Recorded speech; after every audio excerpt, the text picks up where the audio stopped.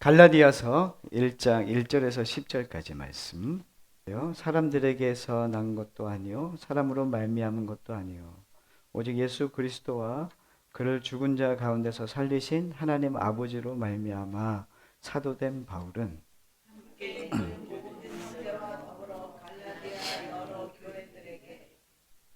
우리 하나님 아버지와 주 예수 그리스도로부터 은혜와 평강이 있기를 원하노라.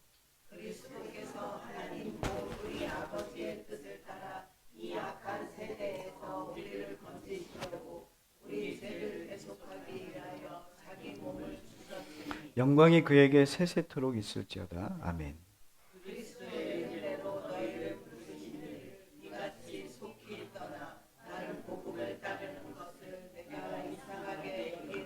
다른 복음은 없나니 다만 어떤 사람들이 너희를 교란하여 그리스도의 복음을 변하게 하려 함이라.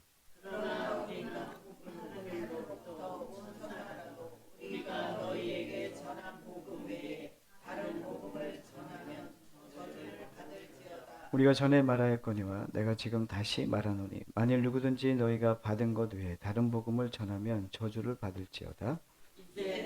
사람들에게 좋게 하랴 하나님께 좋게 하랴 사람에게 기쁨을 구하라. 내가 지금까지 사람들의 기쁨을 구하였다면 그리스도의 종이 아닙니다. 아멘. 자, 예수 그리스도 한 분이면 충분합니다 라는 주제로 말씀을 전합니다. 자, 이제 오늘부터 갈라디아서를 함께 좀 봤으면 좋겠어요. 갈라디아서를 보면서 또, 또 복음의 또 진수들, 또 복음의 내용들을 함께 나누었으면 좋겠습니다. 마틴 루터는 로마서와 함께 이 갈라디아서를 아주 중요하게 생각했습니다. 그래서 갈라디아서 2장 20절 말씀 여러분 다 외우시듯이 이 복음의 내용을 또 우리에게 이 복음이 십자가의 복음이 나의 복음이 되는 것, 이것이 매우 중요하겠죠. 그래서 우리가 다시 한번 또 우리가 복음이 무엇인지, 또 예수 그리스도 그분께서 우리에게 행하신 복음, 그 놀라우신 일들이 무엇인지를 다시 한번 확인하고, 또 이 갈라디아서를 썼던 이 당시의 시대에 또 어떤 일들이 있었고, 또 지금 우리에게는 어떤 메시지를 좀 주님께서 던지고 계신지를 또 함께 또 나누고 또 살펴보는 시간들이 됐으면 좋겠습니다. 자, 우리가 생활을 하면서 가장 많이 듣는 단어 중에 하나가 복음입니다. 복음. 근데 놀라운 사실은 이 가장 많이 듣고 자주 듣는 이 복음이란 내용이 우리에게는 이 복음의 내용에 대해서 사실은 잘 알지 못하고 또 이 복음에 대해서 가장 쉽게 생각하는 경우들이 있다는 것을 보게 됩니다. 왜냐하면 복음은 우리의 본성과 잘 맞지 않기 때문에 그래요. 순수한 복음, 그 온전한 복음이 우리에게 전해졌음에도 불구하고 인간은 죄인인지라 이 복음을 계속 왜곡하게 되죠. 그래서 거기에서 더 뭔가를 첨가하는 일들이 일어나고 있다는 것을 오늘 성경에서 본문에서는 이야기하고 있습니다. 죄 아래에 있는 인간들에게 일어날 수 있는 가장 큰 반응은 하나님을 거스르는 거예요. 그러니까 하나님을 따라가려고 시작된 걸음이 계속해서 이 죄와 허물로, 그 에베소서 2장 1절에 나와 있는 죄와 허물로 죽을 수밖에 없는 우리들을 살리셨는 이 죄와 허물로 이루어진 우리 안에, 이것으로 우리가 계속 끌려가는 이 세상의 모습이 우리 안에 여전히 있다는 것을 알게 됩니다. 자, 여러분들은 질문 하나 하겠습니다. 여러분들은 예수님으로 충분하십니까? 세 사람이 안 했어요. 네. 여러분들 믿음이면 정말 됩니까? 예수 그리스도가 우리에게 충분하다는 것, 믿음이면 충분하다는 이 말이 우리에게 영향력이 있어야 돼요. 근데 지금 시대는 제가 2011년도에 복음을 만나고 그때에 아주 이 십자가의 복음이 상당히 우리의 한국 기독교 안에 센세이션했던 십자가의 복음. 그래서 신앙 서적들을 보면 거의 십자가 내용 아니면 팔리지가 않았던 때가 있었어요. 근데 그것이 2011년부터 쭉, 그 전부터겠죠? 그 전부터 있었던 이 십자가의 복음이 쭉 진행오면서 사람들 안에 이 십자가의 복음을 이야기는 하지만 그 십자가의 복음이 우리에게 능력으로 나타나지 않는 것을 경험하게 돼요. 십자가의 복음이 우리에게 진짜면 어떻게 되냐면 그 진짜대로 살아가는 삶이라면 한국 교회는 진짜 복음의 충만함이 있어야 돼요. 날마다 복음으로 인해서 사람들이 회심하고 거듭나고 예수로 말미암아 이 힘있게 예수님의 사람으로 살아가야 되는데 지금 한국 교회는 그렇게 많던 선교사들이 이제는 줄어들고 있고 선교사로 헌신하겠다는 청년들이 없고 대학의 동아리들은 기독 동아리는 모두 쇠퇴하고 있습니다. 기독교 수 다음 세대 수들은 계속 줄어들고 있어요. 한국 교회는 지금 그러한 하락세입니다. 복음의 그 성장했던 때와는 전혀 반대되는 그래프를 그리고 있다는 것이 현 시대의 모습이죠. 자, 우리는 오늘 복음에서는 오늘 본문에서 뭘 얘기하냐면 다른 복음에 대한 이야기를 해요. 다른 복음. 그 다른 복음이 뭔지를 오늘 무엇을 우리에게 말씀해 주고 있는지를 함께 좀 살펴보는 시간이 되었으면 좋겠습니다. 우리 1절과 2절 말씀 보겠습니다. 읽겠습니다. 시작. 사람들에게서 난 것도 아니요 사람으로 말미암은 것도 아니요 오직 예수 그리스도와 그를 죽은 자 가운데서 살리신 하나님 아버지로 말미암아 사도된 바울은 함께 있는 모든 형제와 더불어 갈라디아 여러 교회들에게 아멘. 자, 보통 사도 바울의 서신서는 축복으로 시작합니다. 보통 사도 바울의 그 서신서들은 자, 누구의 수신자, 수신자에게 꼭 안부 인사를 전하고 축복의 말을 걸리는데 오늘은 되게 뭔가 다급하고 뭐 조급하고 뭔가 좀 그런 분위기예요. 사람들에게 난 것도 아니요. 첫 마디가 뭐냐면 사람들에게 난 것도 아니요. 사람으로 말미암은 것도 아니요. 뭔가 지금 사도 바울 안에 뭔가 급함이 있어요. 다급함. 자, 6절 말씀 볼까요? 6절. 6절 말씀에 그런 내용이 좀 더 많이 보이는데 6절 읽겠습니다. 시작. 그리스도 은혜로 너희를 부르신 이를 이같이 속히 떠나 다른 복음을 따르는 것을 내가 이상하게 여기노라. 사도 바울은 지금 다른 복음을 따르는 갈라디아 사람들, 갈라디아 교회 사람들에게 어떻게 얘기냐면 너희들 참 이상하다 이렇게 얘기하고 있습니다. 얼마나 급했는지 지금 본론을 먼저 꺼내요. 서론이 있어요. 서론보다는 본론이 급한 거예요. 그래서 이것은 지금 단순히 교회의 뭐 작은 문제가 아니에요. 왜냐하면 복음이라는 것은 이 다른 복음, 이 복음의 내용이 흔들리고 있다는 것을 지금 사도 바울이 알았던 거예요. 그래서 지금 갈라디아에 이 보내는 편지는 사도 바울이 정말 지금 이 위급한 상황, 지금 이 문제가 이 갈라디아 교회 안에 있었다는 것에 대해서 씹으면서 너희들은 이 복음이 흔들리지 않았으면 좋겠다는 거죠. 여러분들 이 세상에 터가 흔들리는 때가 있어요. 기초. 이게 뭐냐면 복음이에요. 이 복음이 흔들리면 신앙은 금세 무너집니다. 이 복음이 얼마나 우리에게 중요한지 몰라요. 복음 외에 다른 것이 우리에게 필요하지 않아요, 사실은. 복음이면 뭐합니까? 충분해요. 복음이면 충분한 거예요. 이 복음이 우리를 살렸거든요. 아무리 조직이 좋고 아무리 좋은 프로그램이어도 아무리 열심히 봉사하고 열심히 여러분들 헌신한다고 해서 이 복음 빠지면 그거 아무것도 아니라는 것이죠. 자, 그래서 바울은 갈라디아 교회를 향해서 이렇게 얘기합니다. 너희가 다른 복음을 따라가고 있다. 6절에 얘기하고 있습니다. 너희는 지금 다른 복음을 따라가고 있다. 자, 우리 이 갈라디아 교회는 어떤 교회인지 좀 살펴봐야 되는데, 이 갈라디아 교회는 어떤 교회냐면, 사도 바울이 사도행전에서 1차 전도 여행을 할 때, 이제 거기서 세운 교회들이에요. 1차 전도 여행 때. 그래서 어떤 도시들이 있었냐면, 이고니온, 루스드라, 더베, 뭐 이런 도시에 세워진 교회들이었어요. 그래서 모든 교회를 통틀어서 갈라디아 교회라고 얘기합니다. 근데 그때 사도 바울이 이 복음의 뜨거운 마음을 가지고 복음을 전했단 말이에요. 성도들에게 진짜 십자가의 복음을 전했어요. 내가 다메섹 도상에서 만났던 예수 그리스도.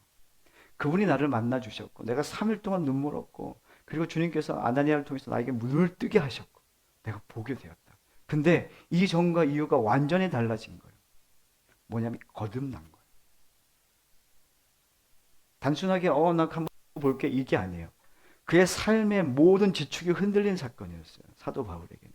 그 사건을 경험하고 난 다음에 정말 주님을 만나는 그 은혜를 경험하고 난 다음에 사도 바울은 완전히 바뀌었습니다. 그리고 이제 그 뜨거움의 시간들 그리고 하나님의 말씀을 정립하는 시간들이 있었을 것이고 사도들을 만나면서 복음을 들었겠죠. 그리고 시간이 지나면서 어떻게 됩니까? 이제 안디옥 교회에서 보냄을 받는 거예요. 선교 여행이 시작되는 거예요. 근데 거기에서 세웠던 교회들이 이제 그 세웠던 교회들을 떠난 거예요. 근데 소식을 들었더니 이 갈라디아 교회에 문제가 생겼다는 거예요. 뭡니까? 어, 그 당시에 있었던 사람들은 그 유대인들이 먼저 예수를 믿게 됐죠. 복음을 받아들였잖아요. 그런데 이 복음이 이방인들에게도 전해지기 시작하면서 이방인들이 주님의 복음을 받아들이기 시작했어요. 순수한 믿음이에요. 여러분들 모태와 안 모태 아시잖아요. 그렇죠? 모태들 유대인 같은 사람들 모태. 뭘 못해 계속. 그런 사람 못해잖아요. 그렇죠? 못하시는 분들 꽤 계신 것 같은데. 그 못해들. 이 유대인들입니다. 근데 이방인들은 어떠냐면 안 못해. 그냥 다 하려고 그래요. 막 너무 부담스러운 사람도 있잖아요. 교회에서 막 뭐만 하면은 막 저 할게요, 저 할게요 이런 사람들 누구냐면 그 안 못해. 이방인 그 개종자들이에요.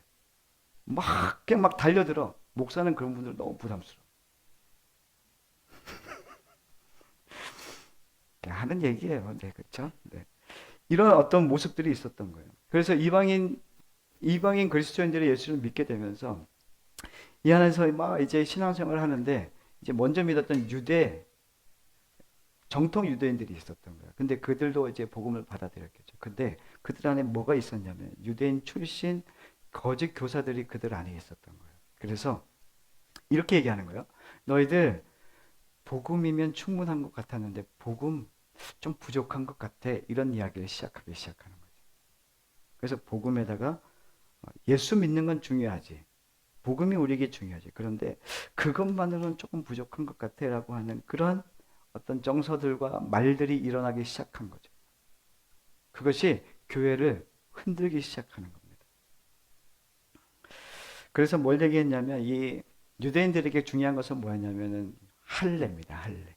할례도 중요했고 그다음에 그들의 식습관, 그 정결 예식 뭐 이런 그다음에 율법 이런 내용들이 이 유대인들에게 매우 중요했거든요. 그래서 그들 안에서 율법주의가 갑자기 일어나기 시작한 거죠. 그런 상황 가운데 사도 바울이 소식을 듣고 그 다른 복음이라는 거예요. 다른 복음. 자, 우리 6절, 7절 함께 읽도록 하겠습니다. 시작. 그리스도 은혜로 너희를 부르신 이를 이같이 속히 떠나 다른 복음을 따르는 것을 내가 이상하게 여기노라. 다른 복음은 없나니 다만 어떤 사람들이 너희를 교란하여 그리스도의 복음을 변하게 하려 함이라. 사도 바울은 분명히 얘기하는데 다른 복음은 없다예요. 다른 복음은 없다. 그런데 왜 다른 복음이라고 말합니까? 사실 이들이 주장하는 내용은 매우 종교적인 내용들이었거든요. 유대주의 사람들은 겉으로 보면 신앙적인 내용 같아요. 근데 내용을 자세히 들여다보면은 그 우리가 처음 들었던 십자가의 복음, 은혜의 복음이 아니라 행위의 복음이 계속해서 더해지고 있다는 것을 보게 됩니다. 예수 그리스도가 우리에게 보여주신 것은 은혜거든요. 우리 전적인 하나님께서 우리에게 베풀어 주신 은혜입니다. 이게 복음이잖아요. 근데 거기에 뭔가를 계속 더하고 더하다 보니까 변질이 되기 시작하는 거예요. 어떤 사람이 귀한 어떤 다이아몬드를 선물을 받았어요. 다이아몬드 갖고 계시죠? 하나씩 다 있잖아요, 그렇죠? 그런데 이 복음, 아니 복음이 아니고 이 다이아몬드에다가 요 옆에다가 유리를 또 이렇게 예쁘게 장식하면 더 예쁠 것 같아. 이렇게 얘기하는 거예요, 옆에서. 아, 그래? 막 붙였어. 그럼 이 다이아몬드가 이게 값어치가 떨어질까요? 더 높아질까요? 떨어지죠. 보석에다가 유리를 박는데 이게 이게 가치가 높아지겠습니까?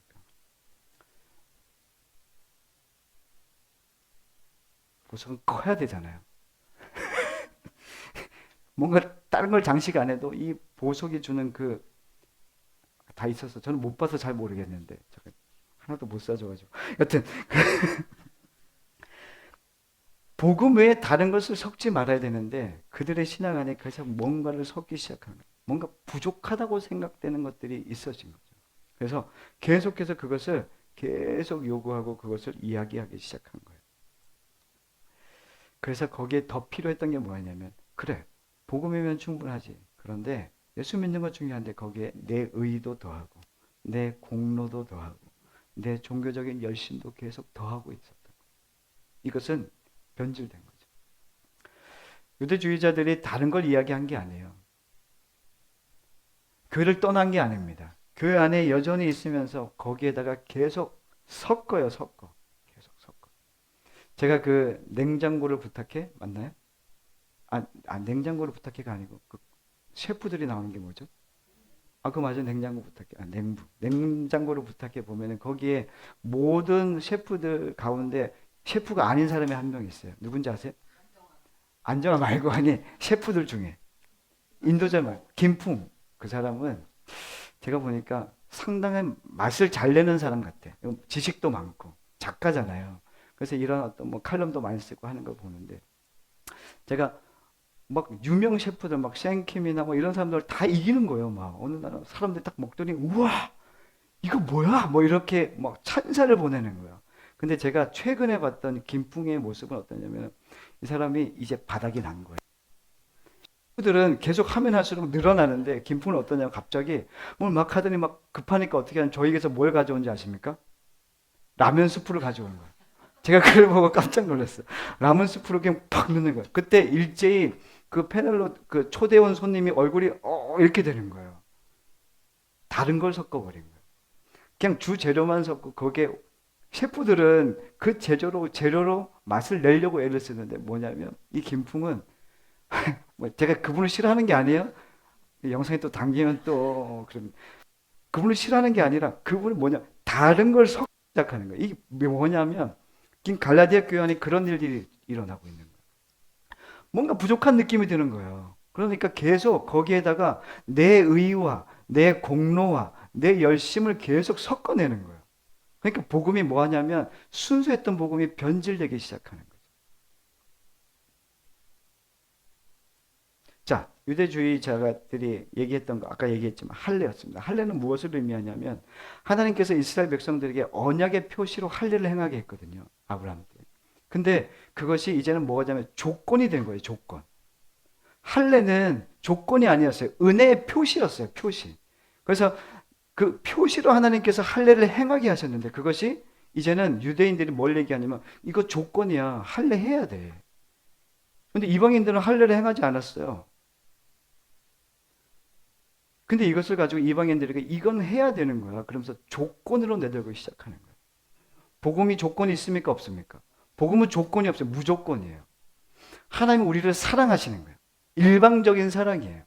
그래서 은혜는 하늘로부터 오는 거예요. 하나님의 사랑은 위로부터 오는 겁니다. 우리 편에서 무엇을 해서가 아니에요. 하나님의 사랑은 위로부터 우리에게 내려온 것이죠. 그래서 우리를 한없이 사랑하셔서 우리에게 그냥 베풀어 주신 은혜, 구원의 선물이란 말이에요. 자, 두 번째는 뭐냐면 율법을 준수하는 거예요. 율법의 준수가 뭐였냐면 인정을 받기 위한 거예요. 인정. 여러분들 인정을 받으려고 신앙생활 할 필요가 없습니다. 율법을 행하면 인정을 받기 위함이 아니에요. 율법을 지켜야 됩니다. 근데 율법이 완성되신 분은 누구냐면 예수 그리스도였겠어요. 우리의 율법이 완성이 되셨어요. 율법은 죄를 깨닫게 하거든요. 내가 얼마나 죄인인지 깨닫게 해줘요. 유대인들에게 주셨던 십계명 돌판을 주셨어요. 근데 유대인들이 거기에 다 첨가했단 말이에요. 그래서 그들이 만들어낸 율법이 613개나 되었던 거예요. 그리고 뭘 합니까? 이거 지켜야 돼. 율법주의자들이 얘기했던 거죠. 이 율법을 지켜야 조건이 된다는 거예요. 인정을 받을 수 있다는 거예요. 근데 복음은 그렇지 않습니다.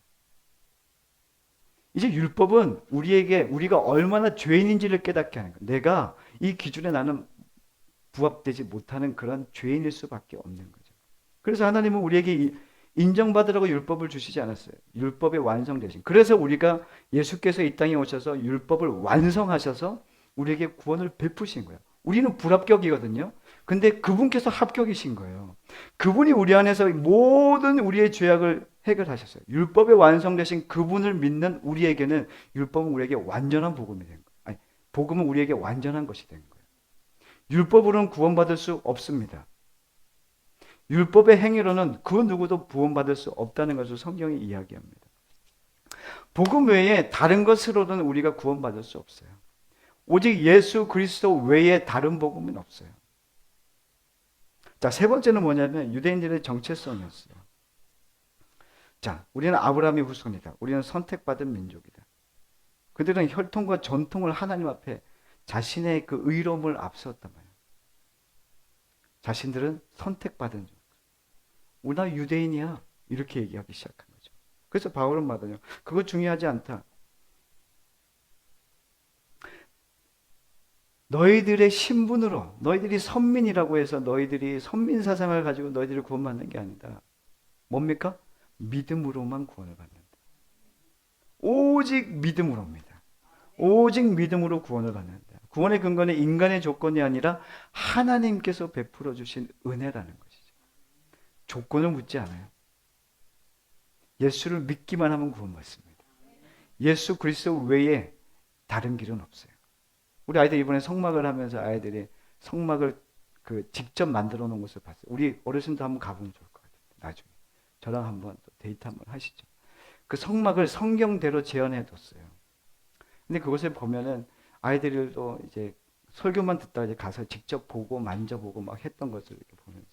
근데 거기 이제 성막들로 들어갔는데 거룩한 물이, 그 성막 물이 있잖아요. 그 예수 그리스도를 의미하잖아요. 그 문 외에는 다른 문이 없어요. 그 성막들의 그 문 외에는 다른 문이 없어요. 그 문으로만 들어갈 수 있어요. 자, 복음에는 더할 것이 없는데 계속해서 이 율법주의자들은 복음에 무엇인가를 계속 더하기 시작합니다.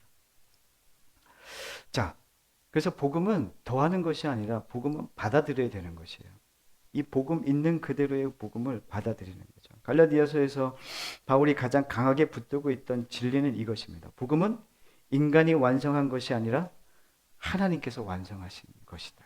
라는 것을 지금 사도 바울은 계속 이야기하고 있는 것이죠. 인간의 종교와 복음의 차이는 여기에 있습니다. 종교는 인간이 하나님께로 올라가는 것, 선행과 노력이라고 얘기해요. 그래서 선행과 노력에 집착하면 안 돼요. 이것은 순서거든요. 순서 사실은. 선행과 착함과 또 뭐 예의 바름과 우리 안에서 열정과 열심과 노력들은 이것으로 우리가 구원을 받는 조건은 아니에요. 근데 하나님의 은혜, 정말 주님을 만난 사람은 내 안에 선함을 살고 싶어요. 그리고 주님에 대한 열심을 내고 싶고요. 주님 말씀대로 살고 싶어지는 그 노력함이 내 안에 있어요. 그건 매우 다른 거죠. 종교는 선행과 노력을 앞세고 열심을 앞세웁니다. 그래서 옛날에 좀 그랬잖아요. 많은 목사님들이 저분은 열심히 하니까 구원 받았어. 그 열심히 못 하시는 분들은 구원 못 받았다고 얘기하는 거예요. 사실 그건 복음이 아닙니다. 복음은 하나님께서 우리에게 주신 거예요. 하나님을 붙잡는 거예요. 하나님께서 우리에게 베풀어 주신 그 구원의 십자가를 우리가 나의 십자가로 믿는 거예요. 이것이 우리 안에 복음이죠. 이거 외에 다른 것이 없습니다. 자, 우리 1장 4절 말씀 읽도록 하겠습니다. 시작. 그리스도께서 하나님 곧 우리 아버지의 뜻을 따라 이 악한 세대에서 우리를 건지시려고 우리 죄를 대속하기 위하여 자기 몸을 주셨으니. 아멘. 여기서 이제 4절에서 복음의 중요한 단어들이 나오죠. 누가 하셨습니까? 그리스도께서 하셨습니다. 그리스도께서. 자, 그리스도께서 뭘 하셨냐면 자기의 몸을 주셨습니다. 십자가에서 자신을 내어주신 거죠. 그리고 뭐 하셨냐면 어떻게 그걸 왜 하셨냐면 우리의 죄를 대속해 주시기 위해서 우리의 죄 때문에 자신을 내어주신 거죠. 복음의 시작과 중심과 완성은 오직 예수 그리스도입니다. 처음과 그 과정과 그 결론은 오직 예수 그리스도밖에 없습니다. 그래서 바울은 인간의 어떤 자랑도 허락하지 않습니다. 자랑할 건 뭘 자랑하라고 그랬습니까? 사도 바울. 나의 약함을 자랑하라.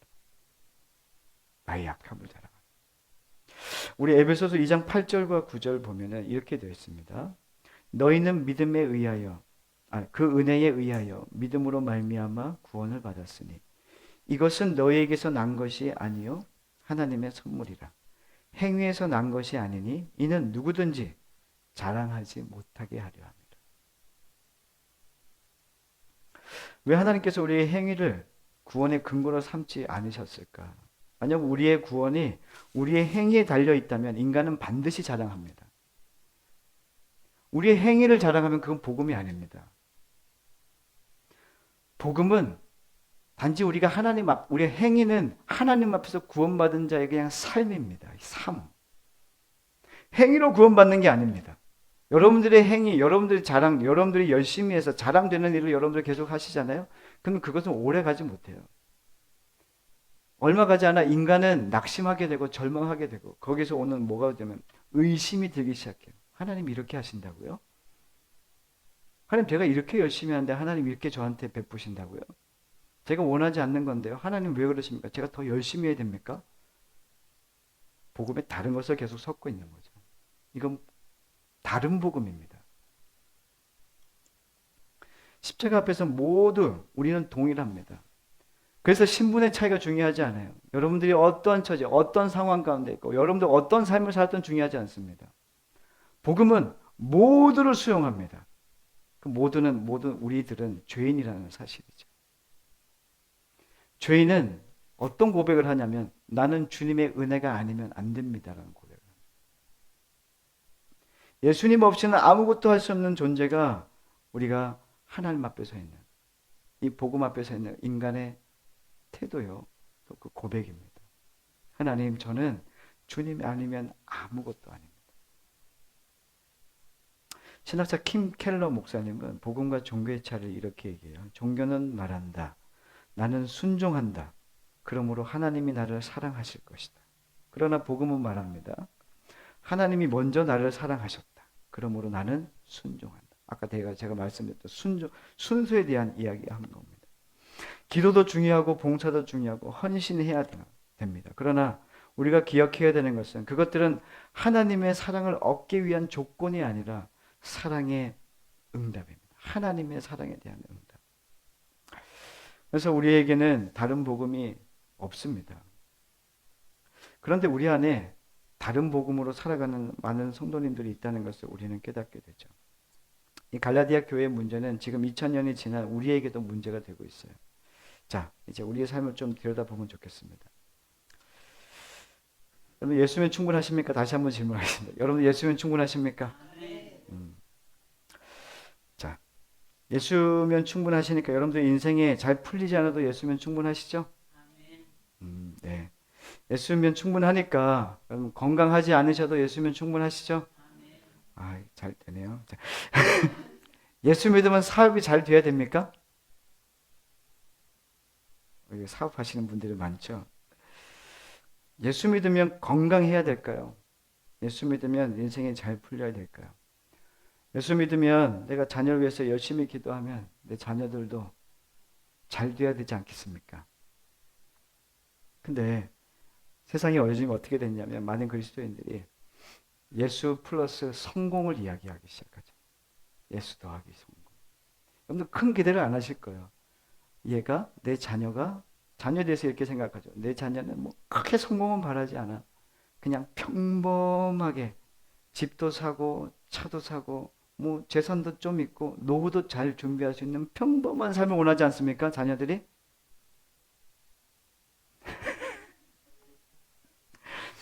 근데 우리는 예수를 잘 믿는 것 거기에 평범한 내가 걱정을 할 만하지 않은 어떤 그런 인생을 우리는 꿈꾼단 말이죠.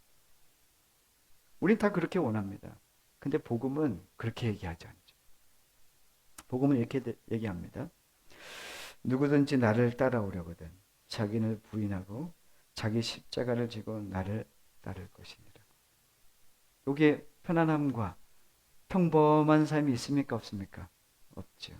복음은 나의 욕망을 강화하는 것이 아니라는 것이죠. 복음은 나의 옛사람을 내려놓게 하는 능력입니다. 복음은 나의 옛사람을 내려놓고 나를 부인하고 예수를 쫓는 겁니다. 이게 복음입니다. 두 번째는 다른 복음이 뭐냐면 자기의입니다. 자기의. 대부분의 성도들은 은혜로 시작합니다. 근데 그 은혜가 오래가지 않고 거기에 계속해서 나의 의의를 내세웁니다. 나도 저 사람보다 낫지 않아요, 목사님? 목사님, 저 교회 오래 다녔어요. 목사님, 저 헌금 많이 했습니다. 저 헌신 많이 했어요, 하나님. 목사님, 저 인정해 주셔야죠. 저는 이렇게 얘기 들었습니다. 목사님, 성도도 칭찬받으면 더 잘해요. 칭찬 좀 하세요. 칭찬합니다. 근데 칭찬을 잘해서 성도가 정말 순수하게 신앙을 지키는 것보다 목사의 칭찬에 여러분들 목말라 하지 마십시오. 하나님의 칭찬을 기대하십시오. 근데 하나님은 우리가 사람의 칭찬을 계속 받다 보면 사랑의 칭찬이 없으면 금세 낙심해요. 사람의 의의는 사람들의 칭찬, 비교 의식에서 계속 나타나기도 시작합니다. 그것이 우리를 살려내는 건 아니거든요. 마치 빚진 사람이 은혜로 빚을 탕감받고 난 뒤에 다른 사람에게 말한 것과 같습니다. 하지만 복음을 아는 사람은 매일 고백하죠. 오늘도 나는 하나님의 은혜가 필요한 사람이다. 나는 은혜가 필요한 사람이지 나의 어떠함을 드러내거나 어떠함을 자랑하기 위해서 존재하는 것이 아니라는 겁니다. 여러분들 이름도 없이 빚도 없이 살아가십시오. 주님이면 충분한 거예요. 예수 더하기에 나의 의를 드러내지 마십시오. 여러분들 자랑될 만한 것을 요즘 주님은 기뻐하시지 않습니다. 세 번째입니다. 예수 더하기 종교적인 열심입니다. 종교적인 열심이 교회 안에, 우리 한국 교회 안에는 너무 많아요. 샤머니즘이라고 그러잖아요. 한국 교회 안에는 그런 부분들이 많아요. 그래서 뭔가를 빌면은 아주 신비한 능력들이 나타나고 신비한 것들이 나타나길 원하고 신비한 일들이 일어나게 기적과 같은 일들을 원하죠. 근데 거기에 어떻게 하냐면 내가 정말 기도를 열심히 하고 정말 예배를 힘을 다해서 드리고 정말 봉사를 내가 열심히 하고 헌신을 열심히 하면 하나님께서 이렇게 해주실 거라는 자기 열심이 마치 이 종교적인 열심이 예수 그리스도 위에 있죠. 이런 부분들이 교회 안에 있다는 것을 이야기하고 있습니다. 자, 우리 8절 말씀을 보겠습니다. 무서운 말씀을 하고 있습니다. 8절입니다. 시작. 그러나 우리나 혹은 하늘로부터 온 천사라도 우리가 너희에게 전한 복음 외에 다른 복음을 전하면 저주를 받을지어다. 무섭죠? 우리가 혹은 하늘로부터 온 천사라도 우리가 너희에게 전한 복음, 뭡니까? 십자가의 복음. 그 순수한 복음 외에 다른 복음을 전하면 저주를 받습니다. 저주. 왜냐하면 사도 바울은 이것을 강하게 얘기할 수밖에 없어요. 여러분들 복음은 내가 살아도 되고 안 살아도 되는 게 아니에요. 선택사항이 아니에요. 복음은 뭐냐면 생명입니다. 생명. 여러분 생명은 취해도 되고 안 취해도 되는 게 아니잖아요. 복음은 그리스도인에게 생명입니다. 그래서 타협할 수가 없어요. 복음은 우리에게 생명이기 때문에 이 생명의 문제에서는 우리가 타협하면 안 됩니다. 이 복음을 지켜가야 되는 것이죠. 그래서 다른 복음은 없습니다. 예수께서 우리에게 다른 이름을 주신 적이 없어요. 우리 사도행전 4장 12절 말씀에 이렇게 되어 있어요.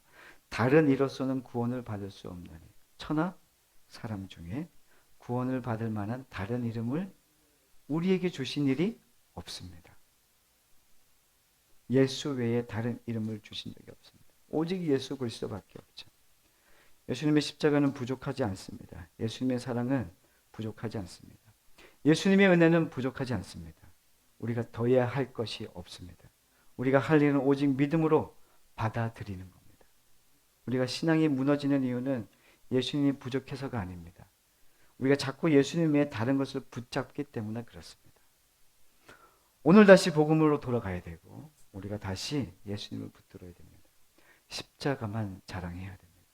십자가 외에 다른 것을 의지하지 말아야 됩니다.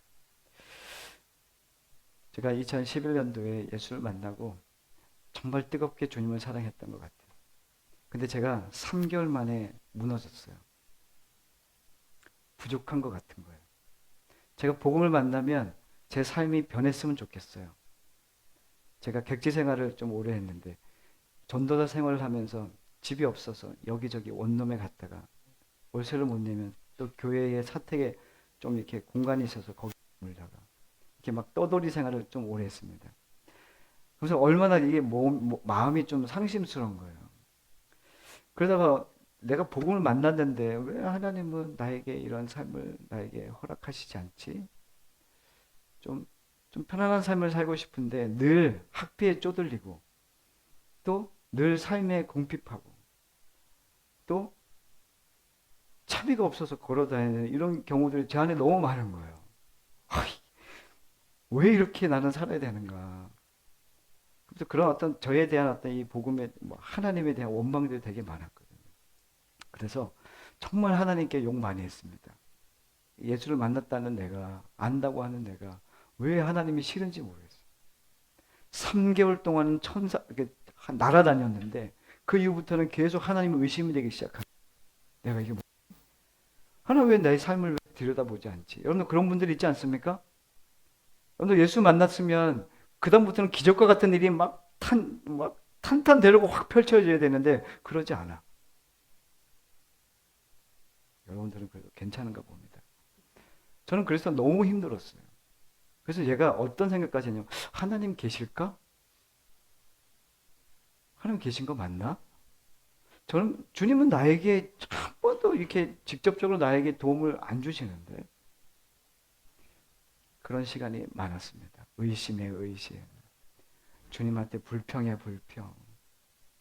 막 싸나워지고 막 일어나고. 결혼까지 가가지고 결혼해서 막 어떻게 합니까? 옷을 막 찢고 막 그랬어요, 제가. 이게 뭐냔 말이에요. 근데 결혼하고 이제 예수를 같이 만났으면 아내도 여보, 우리 예수면 충분해야지. 이렇게 얘기해야 되는데 막 올 때마다 저를 괴롭히고 막 짜증내고 왜 목사하려고 그러냐고 막 이러는 거예요. 막 너무 힘든 거예요. 시간이 지났어요. 1년, 2년, 3년 지나고 나면서 그때부터 하나님께서 그 고민하고 고민하는 예수를 만났는데 예수로 사는 게 뭔지 모르는 거예요. 그러니까 뭐 하는 거예요? 복음에 다른 걸 계속 더 알고 있었던 거죠. 복음은 아는데, 복음을 만났는데 복음으로 사는 게 뭔지 모르다 보니까 계속 방황했던 거죠. 여러분들, 복음을 만나는 게 끝이 아니에요. 복음은 우리를 살게 하거든요. 살게 하는 능력은 어디에 있냐면 말씀으로 가야 되는 거예요. 갈라디아서 오늘 우리에게 좀 주시는 말씀, 사도 바울은 그걸 가르치고 싶은 거예요. 야, 너희들이 지금 이 다른 복음을 따를 때가 아니다. 야, 복음은 우리가 살아야 되는 거지. 복음, 그 순수한 복음을 받아들이고 그것을 믿고 우리는 어떻게 살아야 되는지, 어떻게든 매일매일 하나님 말씀 안으로 가야 되는 거죠. 말씀이 우리를 이끄시는 대로. 근데 우리가 어떤 마음이냐면 그렇게 살면 죽을 것 같은 거죠. 그렇게 되면 세상의 실패자가 될 것 같은 생각이죠.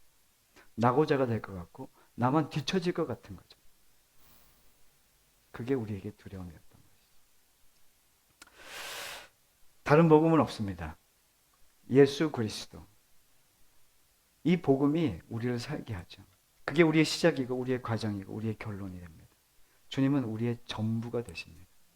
그래서 우리는 예수면 충분합니다. 예수면 답니다.